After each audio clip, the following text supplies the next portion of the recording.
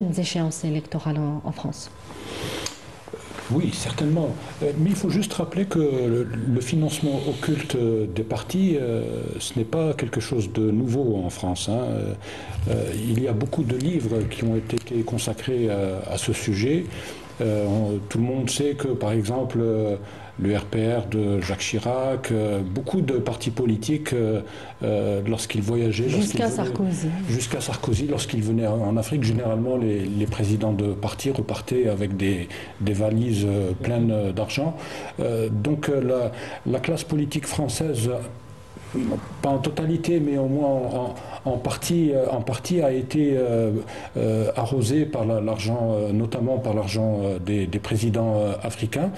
Et donc, ce qui se produit aujourd'hui, personnellement, ne m'étonne pas, surtout qu'elle vient, cette affaire concerne un parti qui n'est pas un exemple en matière de probité. Alors aujourd'hui, qu'est-ce qui se passe en réalité? C'est que le Rassemblement national, au lendemain de cette affaire, essaye de dire que la justice est instrumentalisée en France et que l'on veut nous barrer la route pour 2027 parce que 2027, selon les sondages, la majorité des sondages en France aujourd'hui donnent le parti de Marine Le Pen ou de Bardella, parce que Marine Le Pen ne pourra pas être présidente, ou de Bardella. Tous les sondages donnent Bardella au moins au deuxième tour.